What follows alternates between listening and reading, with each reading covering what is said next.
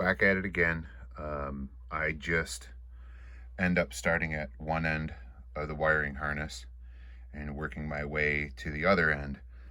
A couple things. One thing I forgot about are the remote couplers, and the remote couplers are going to have to take up 2 of these wires, so we might have to take some light functions away.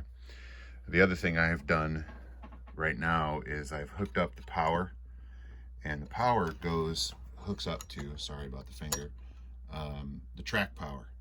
It says TRK on one side and TRK on the other side. So those are hooked in now, so all I got to do is flip the switch and then there will be power to the Railpro board. And the first thing I'm hooking up is the sound. And I'm just going to solder these really quick. And one thing about soldering, don't forget to put your shrink tube on first, or you will have to unsolder and put the shrink tube on. Keep in mind that shrink tube is heat activated, so don't try and push your shrink tube on right after you solder. The solder will still be hot and it'll stop the shrink tube from going where it needs to go. So I'm just using a lighter here. And there it is.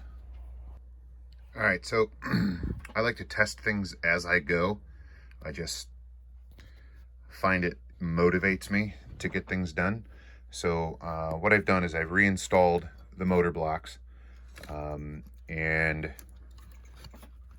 for now I just kind of hooked up the wires.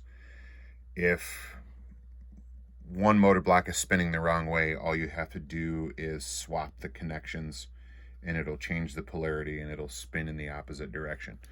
So my goal right now is to check the sound.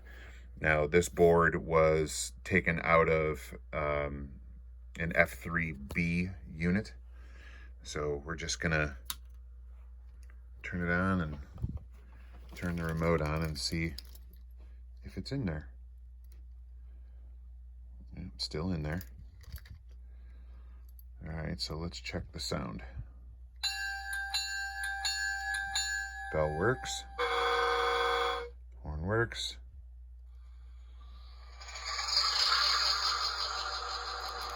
We're a little muffled by foam, but so now here's what I mean about testing the direction of the motor. We'll shut this, or direction of the motor blocks. So this is the front of the engine, hence the label F. So going forward, let's see what she does. And somehow by luck, they're moving in the right direction. That's the first time it's ever happened. So great. Motors are hooked up. That's one function that's up. The sound is good. And we can move on to couplers. Okay, so for the remote coupler, which is right here, I haven't mounted it yet. You have to use a rectifier diode. I think that's what it's called. I'm not a real technical type person, so I just save the links for everything that I need, and I save the packaging. There will be a link, an Amazon link to what exactly this is if you plan on using remote couplers. I'll put that in the description. But as you can see, I've got it hooked up to the orange wire, and the other wire for the remote coupler goes to the 5-volt positive at this end of the Railpro board. Now, so does everything else as far as light functions are concerned. And this has to be used as a light function. So for fun, we're just going to show you the programming on how to do it. And move some things around on the workbench here, so excuse me, we can go through how this is done. So we have the orange wire here and the rectifier diode. And one important thing is the diode will have, let me see if I can zoom in here, one color on one side, like this one's gray on one side, that needs to be going towards the Railpro board. That's important. So let's turn this on here and turn this on here and see if we can get rid of the glare. There we go, that's not bad. Okay, so locomotives. We're still using the B unit. I'll show you how to change that picture in this video. So we need to go to Tools and go to the page that shows the buttons, the control buttons, this one here. And the first one, I've got the motor sound. Now I do change the order on these, but so the next one will change to our, I'm just going to get rid of the dynamic brake sound. So what I'm going to do, I start first and I change the picture, and I'm going to change it to the uncoupler picture. I can edit the text to uncouple.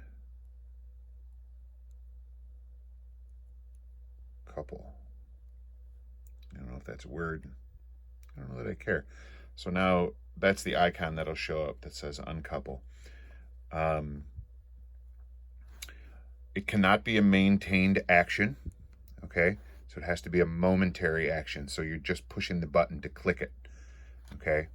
The type, it's not a sound. You would think it's an action, but it's not. Of course, it's not used, but it's a light, okay? And it just so happens that the orange wire is showing up here first, but if you want a different color wire, you just keep pressing the wire color until you get to the color that you like. So I want orange. I have the brightness all the way up on it, and it's set to on off. Okay, you can change this function also. So on off, whatever, dim, so on and so forth. Next page. Select a light effect, uncouple, but that's, so it doesn't matter here. So it's on off is what we want.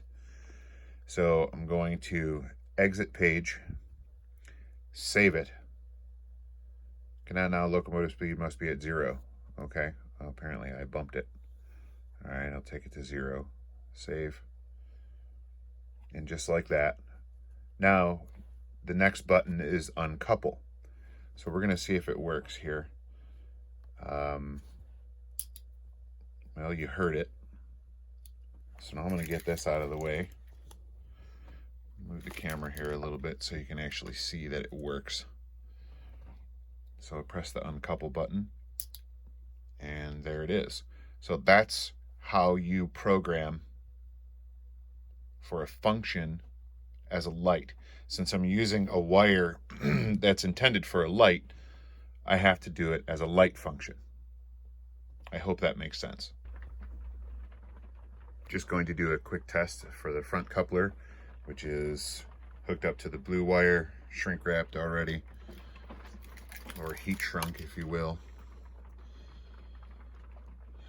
I've already programmed the button. So here we go. And it works. Awesome. I'm going to move on to the other functions now, which all that's left are light functions, and those are fun. So I've got this little thing here. I can put a light in the front, and I don't know if you recall, but there are lights in the bottom here. I call them ditch lights, whatever. But I have 4 functions left because I forgot about the couplers. So we have the white wire, yellow wire, gray, and black. So one of those needs to be the headlight, one of those needs to be the backlight, and one of them needs to be the cab light. So there's no number board lights on this engine, so I'm not worried about that. So we have the black wire left as a function, and I can't decide what to do. I can hook up this auxiliary light that I plopped on here years ago with the motors and use one of my pre-wired 3mm LED lights that I have, and it'll come on when we move forward. I can also do that to the back. I can do that to the headlight and the backup light too. So I've got some decisions to make.